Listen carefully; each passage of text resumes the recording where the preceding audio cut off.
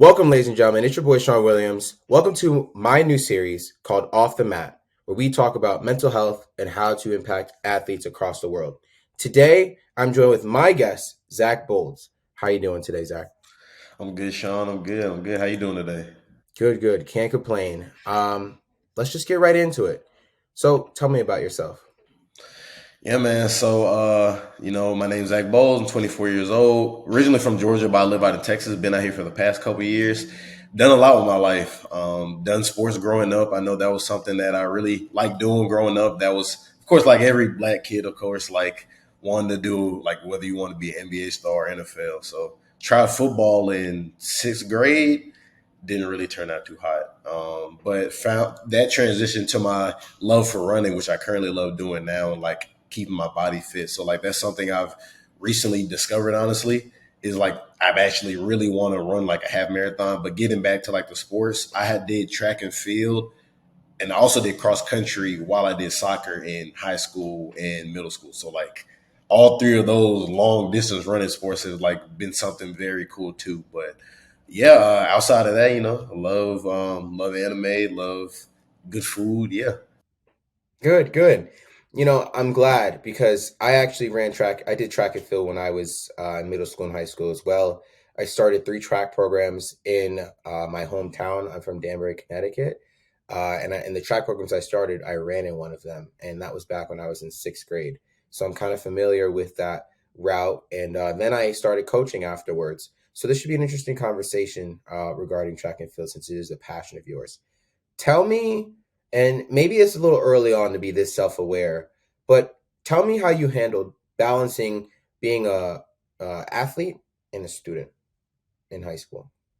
So honestly, I think the fact that most of my friends were in sports, I really enjoyed being able to like after school balance that with my life. That pretty much was my life.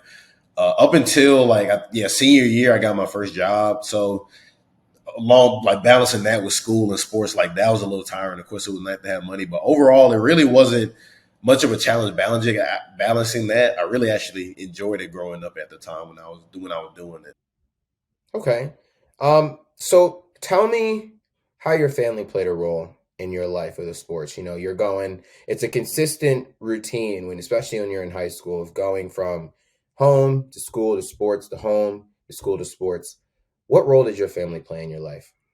So actually grew up the middle child, and if you heard of like the middle child syndrome, black sheep, all that stuff like that, Mm, I feel like that was actually a big part of my life growing up, honestly. So I think I really put that to the side when I was younger. And really, just like I didn't really, like, my family didn't really go to any of my meets or anything like that. So when I did cross country, I would more so just cater to my friends being there, like soccer. Most of the time, I'll just cater to my friends' parents, so like my friends being there. So they weren't even necessarily doing the things I was doing. But it's actually kind of funny because my stepdad, he was actually so my church had a basketball team, and ever since growing up, like I've known him, like he was actually like on pace to try out for the NBA and stuff like that. So oh, he was a wow. basketball coach. Yeah, so with that, he was actually like super active in the church basketball league. And my older brother and younger brother, they play basketball, I'm sure, better than I do. So I guess maybe they tailored to him more, so they kind of like showed more care for them on that side versus like me, like I'm doing soccer, cross country, track, like to be honest, black people, that's not really our thing. Yeah, Like, we yeah, really yeah. don't look to that. So I think that is honestly a big part of it too. So it was discouraging, I'm not gonna lie, but it did at the same time also like push me and motivate me to be like, okay, like you're not gonna come, like I'm gonna make sure I show out regardless. Yeah, so I mean, why was that the relationship though? Why was it that they were geared towards more your brothers and less towards you, and that they didn't really want to show up for you and support you in what you're doing? Hmm. Honestly, now that I'm older, I'm really realizing it by the day. But I feel like I'm the one that's necessarily born different in the family. Like I don't know. Growing up, I've Mm, always had a different vision. Like I've always been like more so in the times like my mom was usually like the domineering one. Like like whatever I say goes, that kind of household. And typically we fall in line with that. I never really did. Never did. So I was always vocal. That's one thing I always understood was like, okay, like if I see something or feel something differently, I'm going to speak up because I just want to have a conversation about it. But I feel that since maybe I was challenging the status quo, challenging what was understood to be normal, they didn't really vibe with that. Like I was treated differently, seen differently, like lot of stuff unpacking with there. But really I think that was the catalyst that kind of like spilled over in a lot of aspects in life. So like whether it was me at college, whether it's me out here now, whether it's me doing sports, like it's that dynamic is always kind of followed. Got you. You mentioned that middle child syndrome, and I'm kind of curious to see. You mentioned your mom was also the domineering parent. What was your relationship with your mom, and not only in sports? Was it a good one? Was it healthy? Unhealthy, very Mm, unhealthy. Honestly, still to this day, I really don't speak. I haven't spoken to her in maybe 2 years now, a little over 2 years. So it's always been sort of a spotty relationship.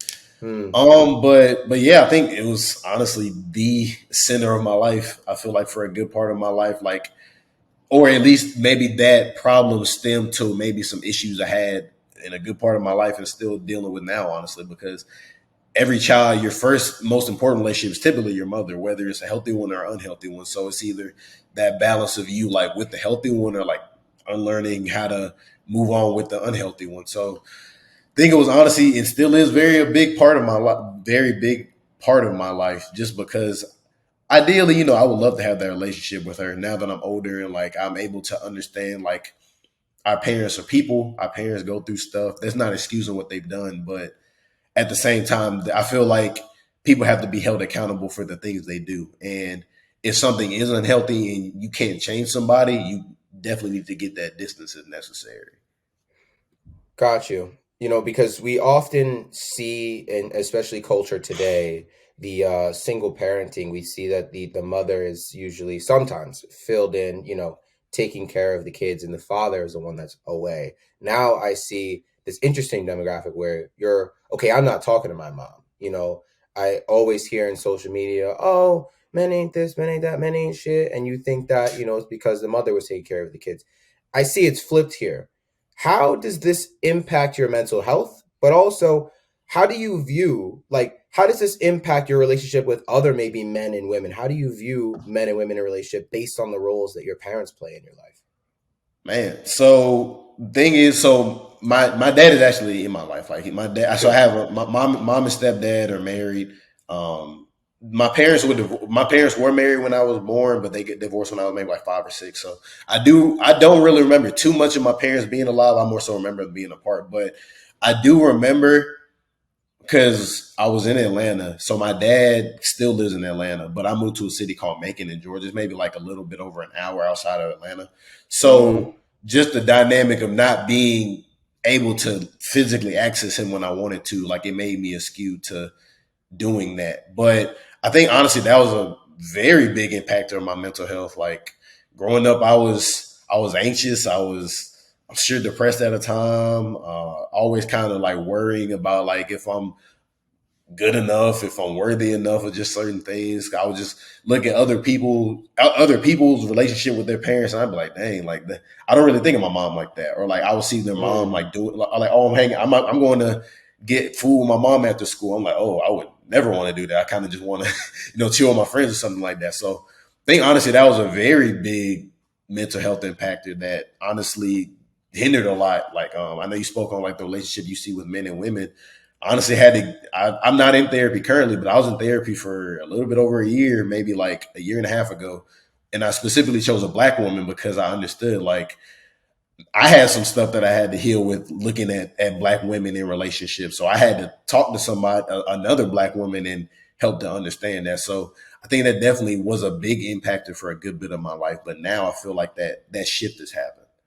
Got you. And your therapist being a black woman, do you think that that subconsciously kind of you subconsciously thought like, well, this is my mom and this is me organizing my thoughts and helping her work through that with me is something that is going to help me gain a better relationship not only with my mom but other women that come into my life.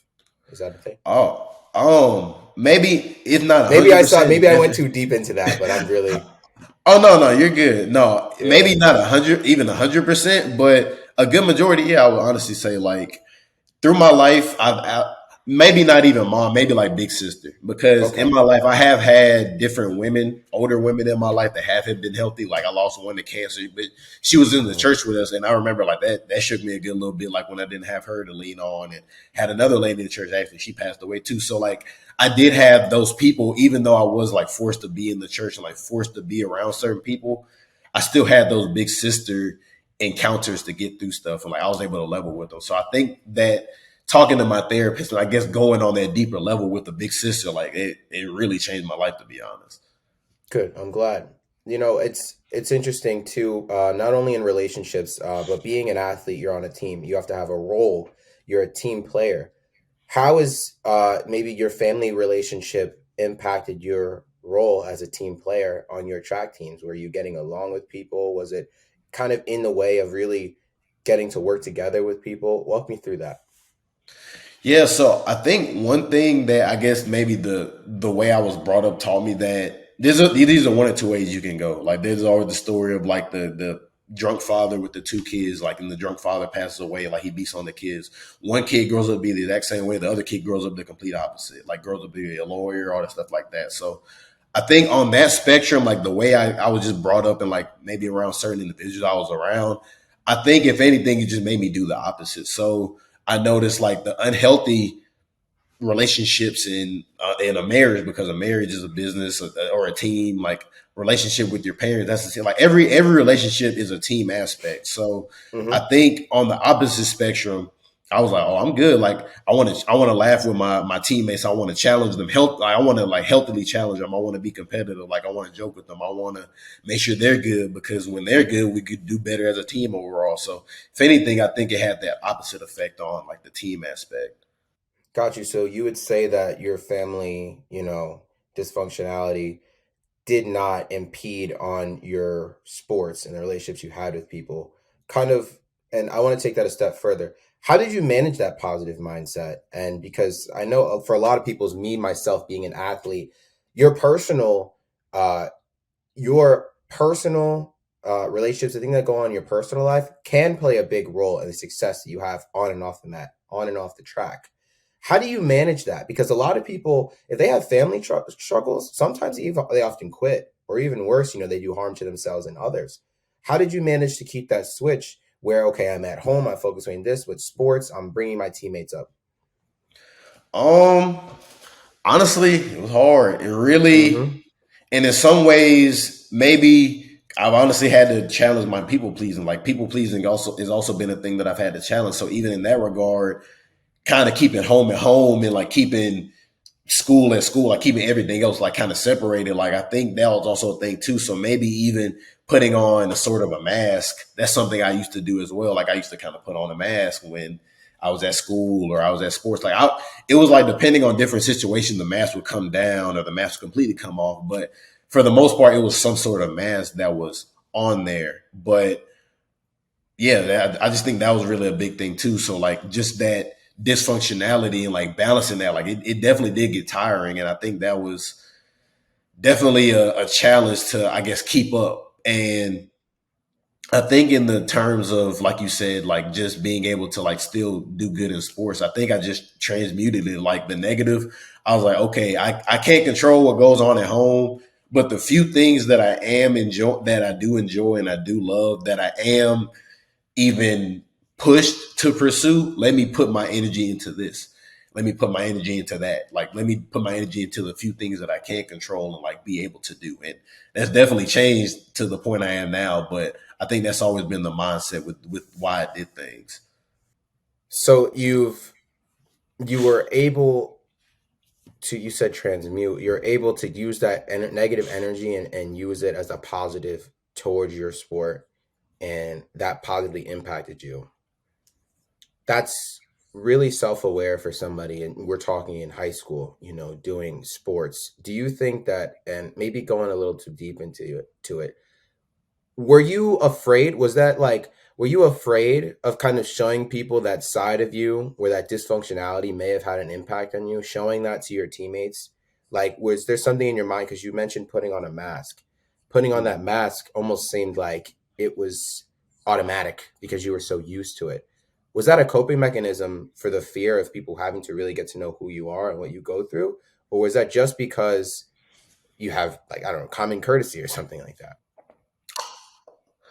Um, a little, definitely a little bit of like the common courtesy because now that I'm older, I do understand you have to have awareness. Like just because you have Mm, some stuff going on, like you have to have awareness to understand you can't just dump on somebody like at any given time. It's understandable if people do, but like that's not necessarily healthy for the other person, even if they are somebody that cares about you and wants to make sure you're good. So I do make sure that level of awareness is there. But overall, 100% it was a coping mechanism because at home I learned I was taught to suppress myself and my emotions because whenever I would speak out against an injustice, my voice wasn't valued since it didn't fall in line with what was quote unquote right. So therefore, in my mind, okay, whatever I want or whatever I feel is not right. So regardless of whoever the authority figure is, or regardless of whatever the situation is, the person is, I don't my value or like my I guess the thing that are going on, it doesn't matter because like I guess like you'll be okay. Like it's whatever. Like it's really like a coping mechanism to the point like just dismissing myself to be honest. gotcha. Walk me through your successes that you've had in sports, whatever that might be, whether that you were a captain or you were just an overall advocate for your team. So in cross country, I was the team captain typically. I remember ninth grade, actually funny enough. Yeah, ninth grade. I mean, yeah, ninth grade we went to the state cross country competition. I remember that, but never made it back after that. But it was always just funny. Like freshman year was sort of the best year. Typically, it's like backwards, but I do remember that was something that I did as well. And then soccer. I guess the amount of time I played and the amount of time I improved over. So I played soccer from about seventh or eighth grade to all of high school. Yeah, so those are some of the successes I've had in sports. But I know Gotcha. right now, currently, training to run a half marathon, and that's something I definitely think is like been challenging. Running's actually been something that has become a whole love in itself for a multitude of different reasons now. But I know that's something that I've strived to get to, and like now I'm pretty much comfortable running about 6 miles at one time. So that's a little, I say a little win in comparison to the ultra to the half marathon. What are some of the things that have kept you from success or maybe had you fall short? And did that family dysfunctionality play a role into that? Oh yeah, consistency. Honestly, things that still transpire today. I think consistency is probably one of the hardest things that any person has to manage because it's easy to do something once, or it might be even challenging to do something once, but it's even more challenging to do something the next day and the next day and the next day. So Hmm. definitely that was a challenge. And honestly, growing up, I think I never really had the healthiest model of doing the like a positive thing consistently over time because typically like and also too I didn't have consistency when like okay me coming home today am I gonna be cool like am I gonna have to speak out and say something today am I gonna be annoyed today or am I gonna be chilling so I think that like definitely played a role into like the ability I had to stay consistent in doing things every single day. Did it ever become too much to the point where you had to reach out to your teammates, maybe coaches or maybe any type of guidance counselor at school? What resources did you use to help with your mental health? So honestly, I talk to my friends. Like the funny thing is, I used to joke about the stuff I guess I was struggling with. Like I've always been a person that likes making other people laugh, and I feel like for me that's always been a outlet. So I was always the person like cracking jokes, stuff like that. Like I was still a good student, like Mm, I was getting my work done, stuff like that. But I would always enjoy making other people laugh. I guess to laugh at my pain, kind of thing. So I would honestly kind of vocalize the stuff I was going on. I didn't have that emotional awareness, also too, to like hey, instead of making a joke about the thing that's going on and making light of it, talk to somebody about it. I didn't have that, I guess, emotional switch to do it, but I did enjoy being able to make other people laugh in that aspect to get it out. But also in the same ways, like I did talk to friends and I was able to talk to my dad, even though I like it would be on the phone, I was able to like vent to him and stuff. how did that conversation go with your family? Because I feel that most people who do maybe do a sport, maybe who don't do a sport, have a trouble of addressing the family trauma to that family member? How did you do it? So I tried in a multitude of ways. First way, of course, I would try like just saying, hey, like, you did this one thing, like maybe you did this for my brother, but you didn't do this for me. I'd be like, oh, well, like I kind of noticed that, like I don't like what's going on with that, and then it'll be like, oh, well, you don't know what you're talking about. Then it would turn into, hey, now like I'm repeatedly telling you, like, of course, now like it's been anywhere from that range to full out yelling, cussing. Like that's one of the last conversations I've had with her. Like actually yell, cuss, all that good stuff at her. Like don't want to have to get to that point, but it's been Mm-hmm. anywhere in that spectrum. Just because I feel that a lot of times when you're talking to somebody and you feel like your words aren't getting across, of course, naturally you might feel a way. But yeah, so it's pretty much been in that whole range of how I've communicated the issues I've had with them. Yeah, and I guess how is those like? Have you seen any results with that? Have there been any progress? Um, honestly, maybe progress that looks a different way because I do know that in the conversation that I've had ever since I left home, or ever since I've moved away, I'll say, because even when I was in college, it was still sort of the same. Ever since for the past going on 3 years now, since I moved to Texas, it's been different because I've also like asserted myself, like saying, hey, like I'm more so controlling, I guess, the interaction, like saying, hey, like I'm reaching out, like I'm trying to fix this or I'm trying to do this. If my point doesn't come across, I'm not gonna like fight or go back and forth with you. We don't have to communicate. Like that's honestly a thing. So like I think that's definitely changed to the point where like right now we're not communicating. Even though that is, I wouldn't like it to be the case. I do find that it's more so peace in knowing that I'm controlling the situation and knowing that if something isn't positive in my life at the current moment, not to say nothing can ever change, but at the current moment, that's really all that matters. You have to make sure you're good first at the end of the day. There's this reoccurring theme that there's the thing you keep mentioning of, I'm only going to do but so much, and then you kind of have to remove yourself away from it due to the lack of accountability. Has moving away from your family helped you? And has that led in the process of you finding, you said you're doing a half marathon. Have you found a new goal and you're allowed to grow and you feel that you can grow out because of you moved away? Or is this something that you've always had in mind that you were going to do regardless if you moved away or not? Like, how has that impacted your sport and the personal things that you do now? That's a good question. So I don't know. I think it's sort of twofold because I remember when I was younger, I had different reasons for running back then. Like running, I've always enjoyed running. That's always been the stem of what's going, like what the situation is. But at that time, I more so did it because my friends were doing it. I enjoyed being around my friends.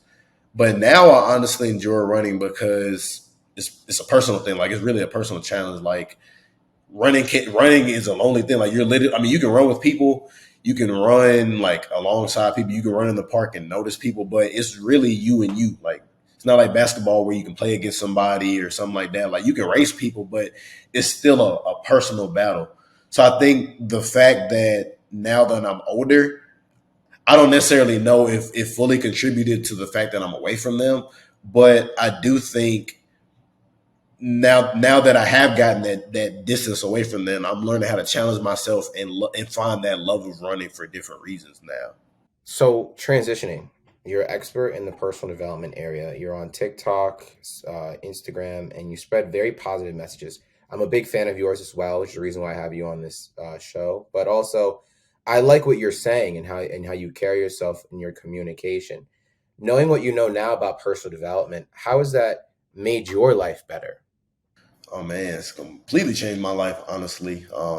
Just the ways, like I know we were talking about mental health a little earlier, like feeling like maybe I didn't have different coping mechanisms. Honestly, like personal development and teaching people what I know, that is how I feel better. Like I find in the times when I'm not necessarily helping somebody, I don't feel as well. Helping doesn't have to be like posting a video. It can be sending somebody $20 for a meal or like giving somebody a person $10 on the street or like buying something for some like it can really be in any aspect. So I think definitely on the mental health side of things, like personal development and helping people and giving people what I know because I feel like I have very useful information that people should know. And I'm always like, I feel like you can always learn something from anybody too. So I think just being able to make that shift in the personal development has been something great too.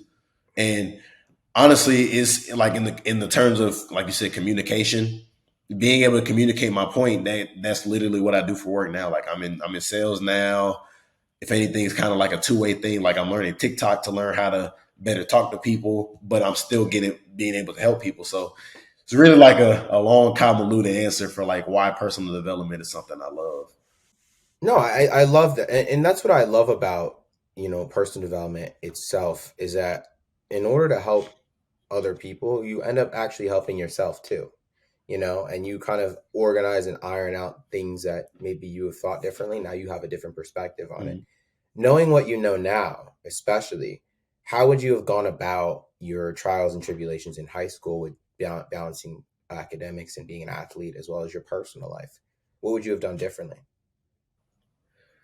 Differently, honestly, I don't know if there's anything I would do differently. I think maybe like, of course, in the ideal world, like if there was like a one-off thing, I would like to maybe at this point in time, like go have a conversation with my mom, maybe in a point, or maybe have a conversation with my family members and like where I am now, and use the same knowledge I have now, and maybe things would be different. But honestly, I don't think I would want anything to be differently, because if everything didn't happen exactly the way it would, I wouldn't be here talking to you right now. I wouldn't be living the life I live right now. Like everything would be completely different.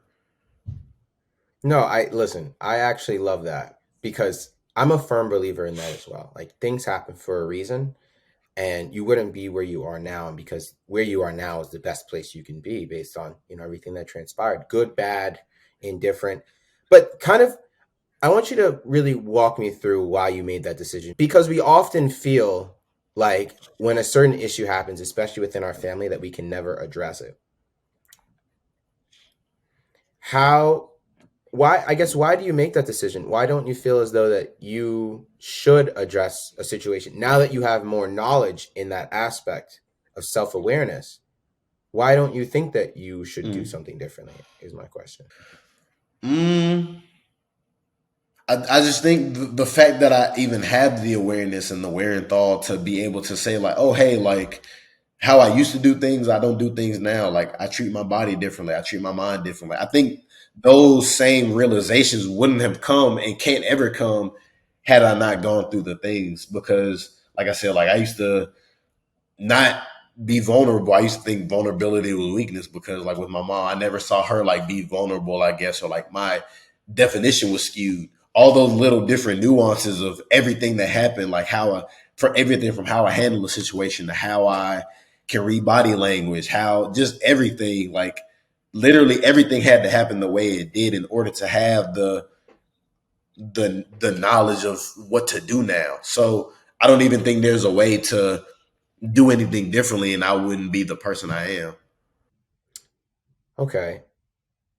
I guess accepting the things as they are and agreeing with the fact that you're in the best spot right now because of the things that transpired is kind of your mindset, because there is no what if, there is no woulda coulda shoulda, because it is right now, you're in the present. I guess I'm just asking the question to relate to people that maybe, have trauma from high school and that had been caused by personal issues that are maybe thinking, well, I wish I could have did this differently because I probably would have been in a better spot. I'm kind of curious because family dysfunctionality plays a big role in a lot of people's lives. And the fact that you're so okay with not wanting to change anything at all, I think is interesting. I feel as though somebody in personal development, not me personally, because I agree with you, but I'm speaking for those folks, the people that are like, listen, there's been some bad things to happen. I'm in a better place now, but I probably would have did it differently. Knowing what you know now, especially in the personal development sector of things that teaches you how to be accountable, take care of yourself mentally, physically, and spiritually. You know, I somebody watching in would be like, well, now that I'm an expert and I know everything I need to do to make my life better, why wouldn't I want to make my life better earlier? So I mean, I find that interesting, and maybe you already answered that question, but I'm just thinking like that's that's so peaceful. I want to say so confident and so well. I want to say well thought because obviously as a human being, all love to do things differently to get a different outcome, but it takes a certain amount of focus and thought to be like, listen, I'm in the best place I could possibly be, therefore I don't want to be anywhere else. Could it have been better? Maybe. Could it have been worse? Definitely. But right here is where I'm at right now, and I really do applaud that, because going through family issues is not easy. I mean, we all have our issues on our own. I have family issues as well. Could things have gone differently? Absolutely. But, it is what it is. And I hate to say it like that, but simply put, that is how it is. Pivoting. Have you ever heard of the compound effect? Yes, I have. I Yes. believe in it wholeheartedly. Yes. I have the book right here. I've been reading it. These chapters are very large. I recommend people read this book because compounding is real. I like to make the comparison that compounding is to like personal development, that food is smoothies. Smoothies are like a cheat code, makes no sense, but they work. Like you get all the nutrients and everything, you don't really feel full, but it works and you feel great afterwards. I like Like the that. I compound like effect is the same thing. You exercise, you drink water, you eat healthy, I mean, you don't see the results right away. You see them over time, but yet it's life changing, And that's exactly what the compound is that you don't experience the gratification right away. It's over time, but it's so great because you did it for so long, and it really harps on that consistency and that commitment that you have to put in. But it's not easy. Tell me how Tell me your opinion on the compound effect, since we're both personal development experts. How has it impacted your life? What recommendations would you have for people, maybe a little, really into that immediate gratification thing that should be in the compound effect?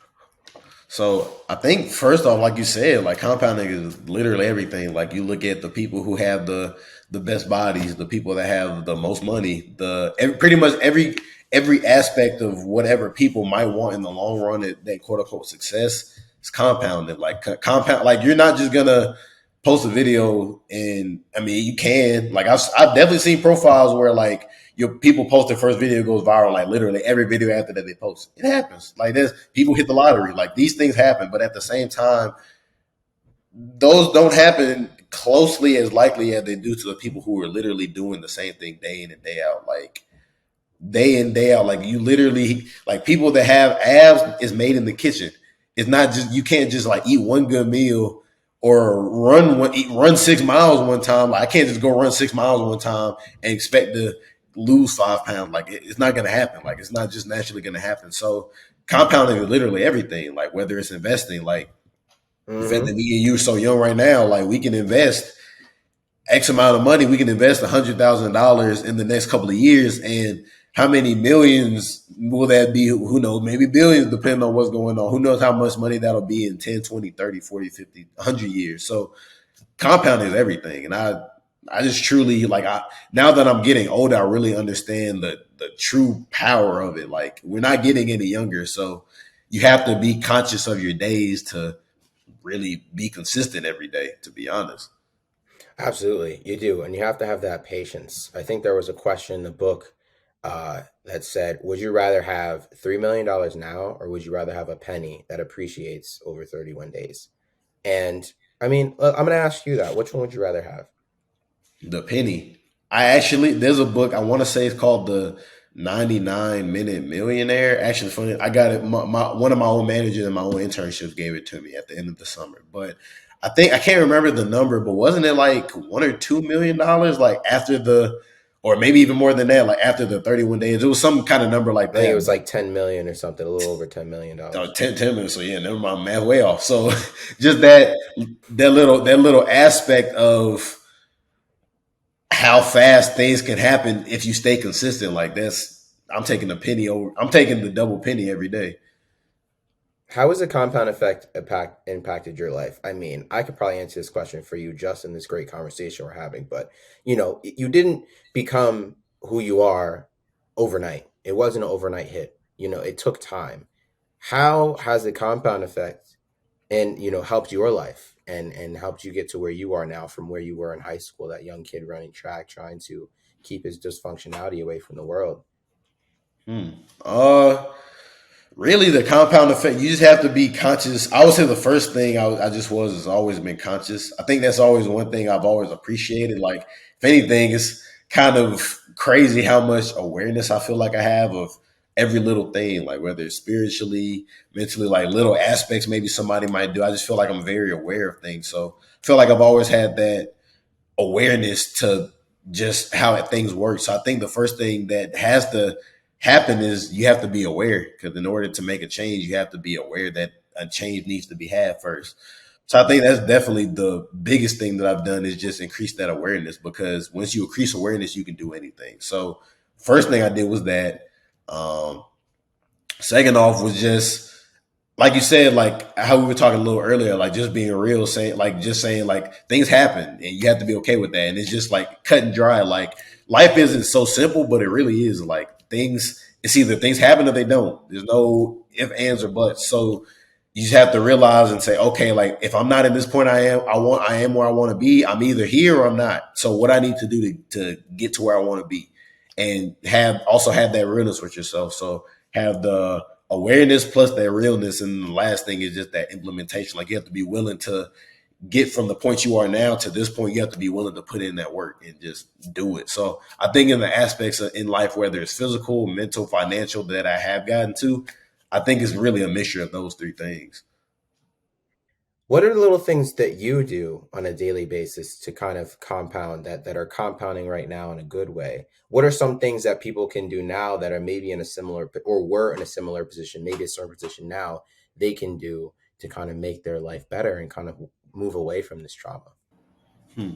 Honestly, one thing, and I don't even necessarily recommend everybody just post on TikTok, like make videos and post them and stuff like that. But I do think over the whole time I have been recording videos and like just talking to people, really talking to myself. At least for me, like I feel like the fact that I'm talking about the personal development space, I'm really just more or less talking to myself, because whatever level you're at, it's really only a certain amount of problems that can come. They might be at a different scale. Like it might be you're lazy, it might be you're scared, it might be at different levels, but it's really all the same problems. So just making a video and talking to myself, that's allowed me to really understand like what's going on, like and writing down like what's going on, like really in order to really just getting it out, like whatever medium it is, like really just sitting down and talking to yourself and seeing what the problems are.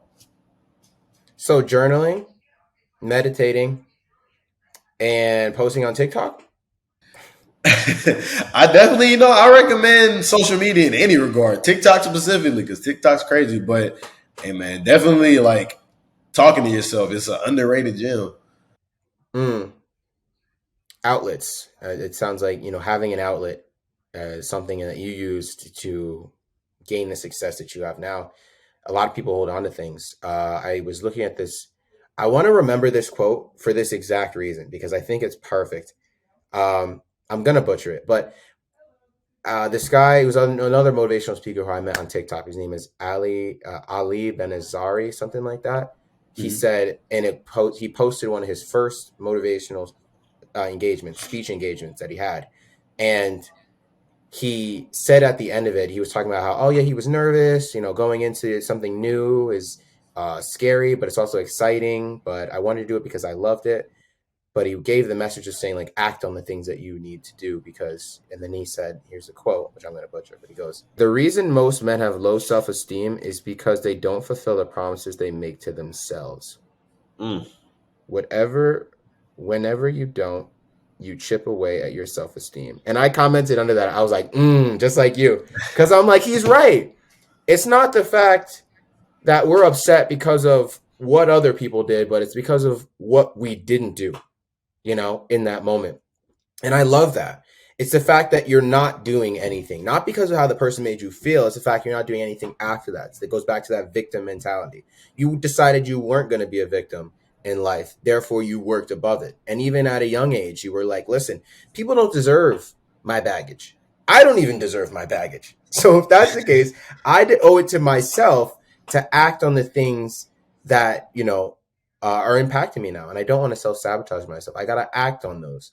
And I think that's the moral of the story is the fact that in order to grow through trauma, in order to be successful, is that you have to want to grow through the things that are in your way. You have to, like he said here, hold on. Like he said, is that you have to fulfill the promises you made to yourself. You have to fulfill the promises, and you have to live that life of not, oh, well, I can't do that. What if I don't do that? No, what if I did do it? I tell everybody all the time, I have on my whiteboard that what if I did it? All the things that I want to do, I look at it every day. It says, what if I did it? And that fires me up. And if I were to put it in one word, you have to live life curiously, with curiosity. What if I did do it? Jim Rohn said that best, is that curiosity, is that you have to live life curiously. What if I did do it? What if I did go out and eat, go out to the gym twice? Because then you're able to move past that uncertainty and really into the person who you're supposed to become. And I think that's a beautiful part about it. No, that's fact. And just to really add on, like everything you said is 100%. But, and I think the crazy thing is like the, I can't remember, I've seen it in so many books, articles, podcasts, but really the best gift you can give, or the most noble thing you can do is give yourself, like give yourself to the world, because that's literally how human existence has progressed, is because what the next man has done for the next man coming after him or beside him or in front of whatever. Like Mm, we literally wouldn't be a society if in some way we didn't give back and teach each other, whatever regards it is. Like it doesn't have to be motivation. It can be it can be medical school, it can be automotive school, it can be literally whatever. But I think that's really the biggest thing. So it's sort of a like we've been saying, like the best gift is to yourself, but as well as being selfish, it's also being selfless. So like that's also like a very very dope aspect of it too. I love that. No, exactly right. So, Zach, like I said, we are running low on time. How can we find you? How can we help you and help your cause and your purpose, fulfill your purpose in life? And man, so first off, thank you, Sean. Appreciate you for the time. And this is actually my first. So I had another podcast that was my first time, but it was on like another business I started. This is like the first one that's ever been like I guess on the motivational self help talk. So definitely want to appreciate you for having me on. It has been a very dope conversation. But yeah, I'm on Instagram and TikTok at Z Bowles. So it's right there in the name. So ZBOLDS. Yeah, just find me there. I'm always looking to connect. So if you do find me from the podcast, shoot me a message. Like follow me and shoot me a message. Say, hey, like I found you on the podcast and let's connect. But yeah, that's how you find me. Absolutely. And on TikTok, that presence is great too. I think you have over 7,000 followers, a couple 100,000 likes. But I mean, the message is regardless. It's not about the likes and the comments and the activity, but really the message that you portray. I resonate with it heavy, and other people should too, because you are telling the truth. And I think that's the best part, is that there's people out here that do a nice little 5-second video that got 100,000 likes, definitely make $100,000 off that. But it's like, okay, where's the rest of it? Like, that doesn't answer my question. It's really pretty, but it doesn't answer my question. And I think you answer those questions. So follow him. He's on his way. He's already there. He's an amazing guy, amazing personal development person to look forward to. Zach, I thank you so much for being on my podcast. This has been an episode of my new series, Off the Mat, with the episode of Off the Track with Zach Bolds. Thank you and have a great day.